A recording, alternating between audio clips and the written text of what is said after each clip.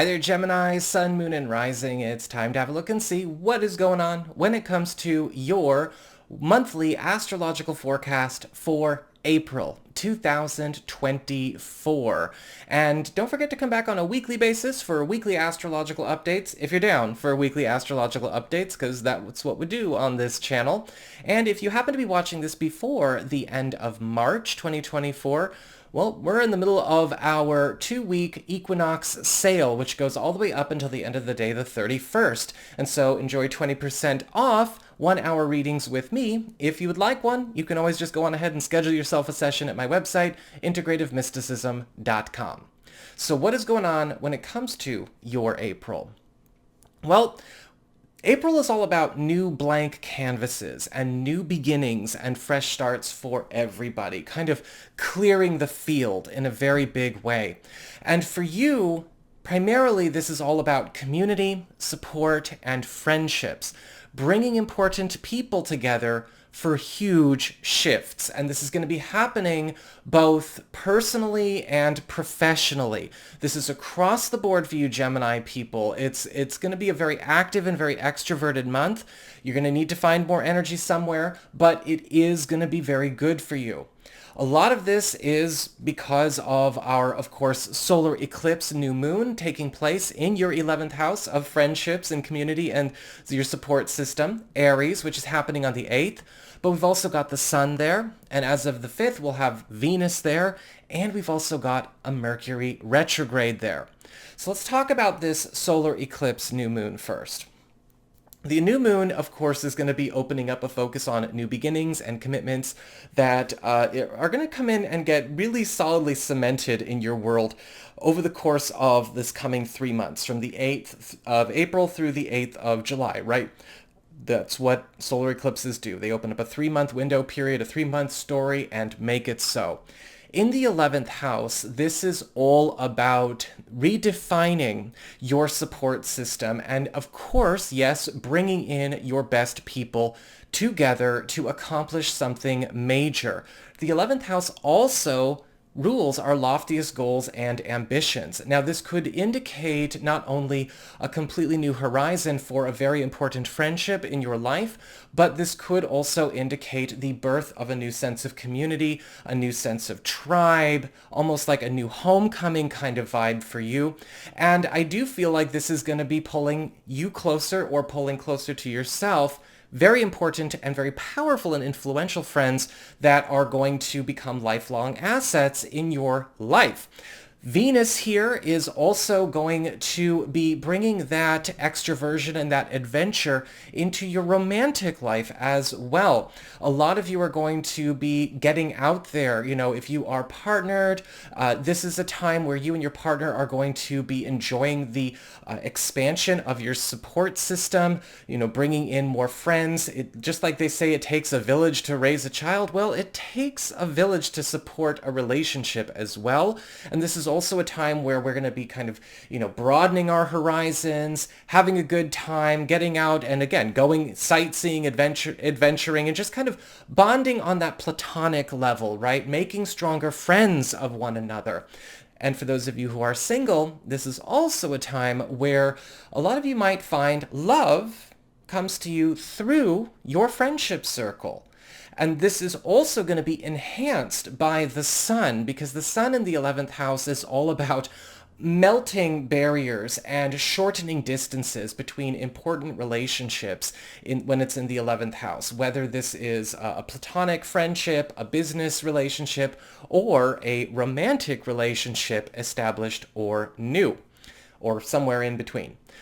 Mercury retrograde here is also going to be taking you back in time, and there could be a lot of opportunities for you to reconnect with people that you've become distanced from.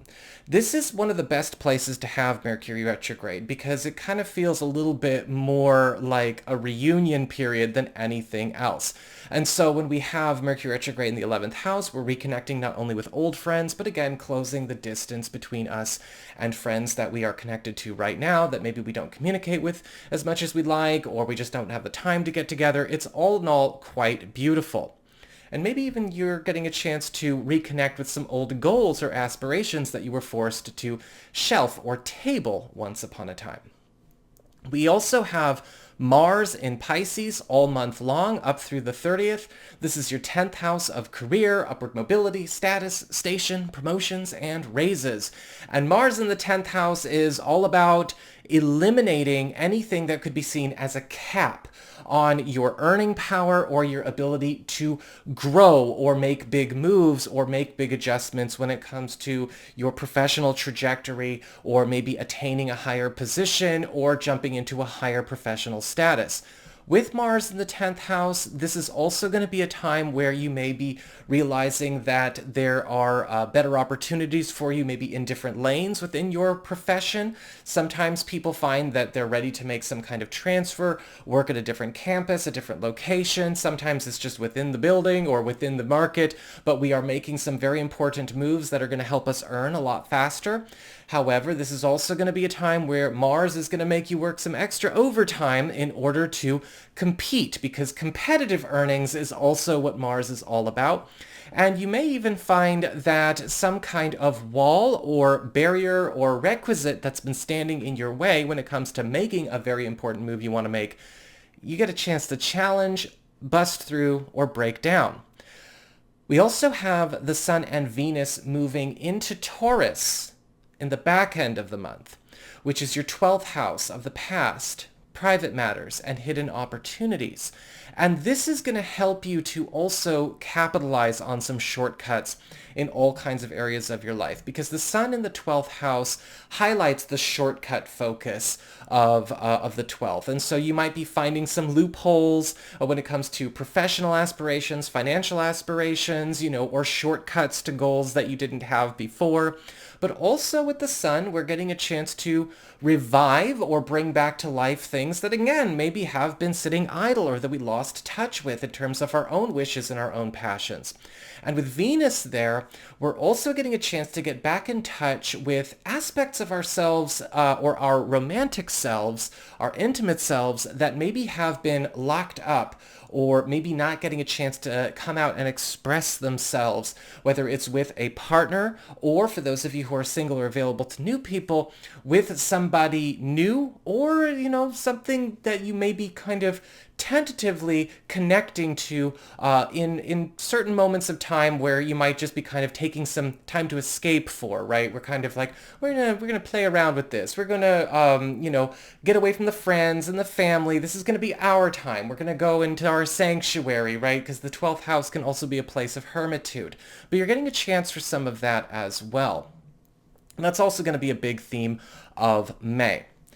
Finally, for our last aspect of the month that we're going to talk about, we've got a full moon in Scorpio, which is your 6th house of work, reputation, your schedule, the communities that you serve, and the people that you serve with.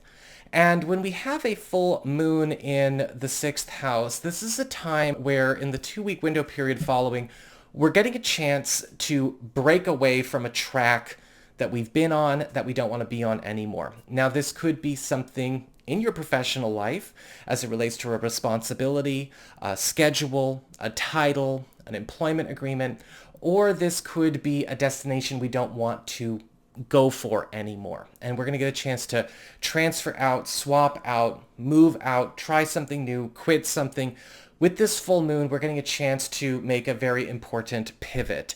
This is also a time where a lot of more unhappy aspects of your work life, difficult customers, bad business, difficult colleagues, are also going to go through a bit of a purge, which I think is going to make a lot of you very happy in the 2 weeks following the 23rd. So that is what I've got for you, Gemini folks. I hope you enjoyed it. If you did, don't forget to like, share, and subscribe. I appreciate it. And should you ever wish to get a session with me, you can go on ahead to my website. It's integrativemysticism.com.